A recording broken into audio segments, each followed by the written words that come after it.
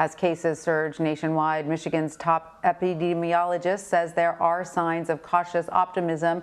Rates of COVID-19 are starting to dip there after they neared the peak levels experienced in the spring. The state is averaging about 516 cases per million people, which is down from 610 per million last week. Michigan has had nearly 455,000 coronavirus cases since the pandemic began. About 6,300 were reported in the last 24 hours. Nearly 11,000 have died, with about 200 deaths reported yesterday. For more, I want to bring in Garlin Gilchrist. He is the Lieutenant Governor of Michigan and joins us from Detroit. Lieutenant Governor, welcome. It's great to have you with us. So there are reasons to be hopeful in your state. But as the doctor also notes, hospitalizations are nearing peaks that you experienced in the spring. What do you believe is working in the state right now, and how are you communicating that to citizens? Well, Tanya, first of all, thank you for having me on to talk about this.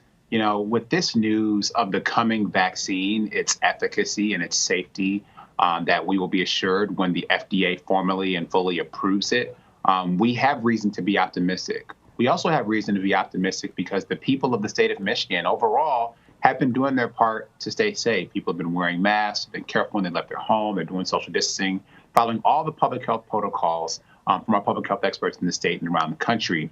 We also prioritized flattening racial disparities in the state of Michigan. We have the Michigan Coronavirus Task Force on Racial Disparities that Governor Gretchen Whitmer created via executive order way back in April, and she asked me to chair that. And we've been a state that's been a leader in terms of making sure that, for example, in the first 2 months of the pandemic, when Black folks were dying at a rate of 5 times of our white counterparts, we made up 41% of the deaths in Michigan, although being only 14% of the population. But because of the work over the last several months, we've seen in November, in October, and in December that Black people have accounted for less than 10% of the deaths. So this means that when we follow a fact-based approach from the public health experts, we can slow the spread of this virus. So we're going to try to do that our best while we're waiting to get this vaccine approved and distributed to our people.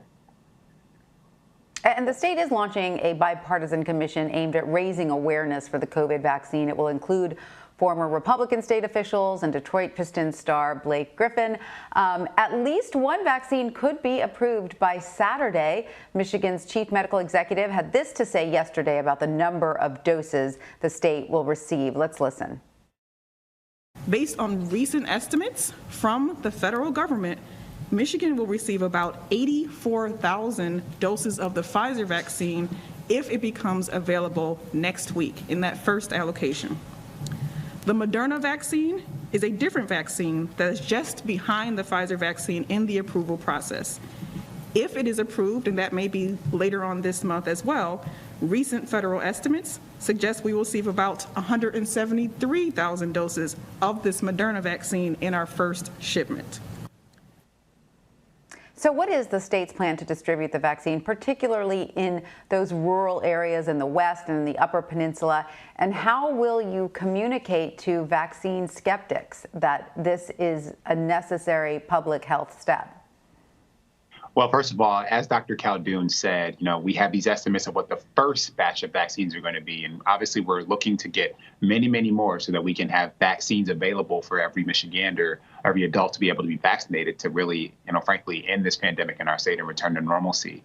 And so the purpose of the Protect Michigan Commission is to do just what you described. We have so many people in our state who have so many questions. We have our rural communities that we need to have a distribution plan, and we're working with every local health department, every hospital system. We're working with our Michigan National Guard and partner organizations in the community, some of which we stood up with the Racial Disparities Task Force, neighborhood testing sites, and other centers for information to make sure people can get their questions answered. Because there are a lot of people who have a lot of questions in our rural communities, in communities of color, in the Black community.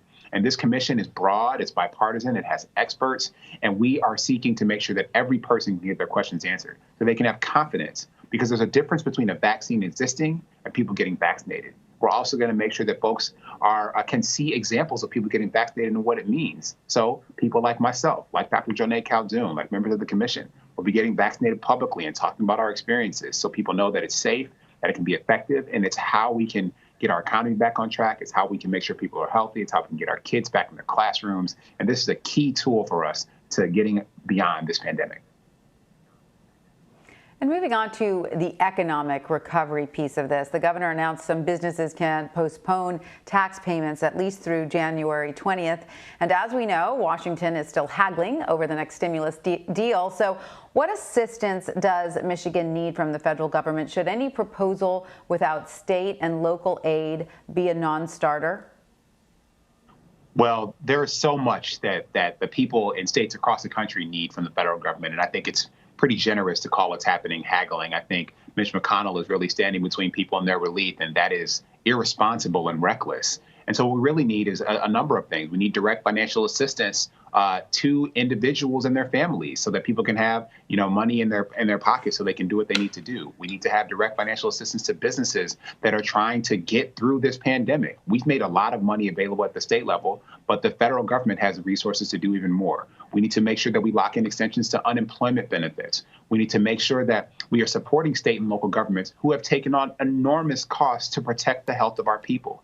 We recognize that in order to get our economy back to normal, we have to make sure that people are healthy and are confident they will be healthy when they participate in commerce. The federal government has an important role to play to mobilize the resources and to do so now to make sure that we have what we need to get through this winter, to get everybody vaccinated, and to get to a new normal. All right. Well, Michigan Lieutenant Governor Garlin Gilchrist, thank you so much for joining us. We appreciate your time. Thank you for having me.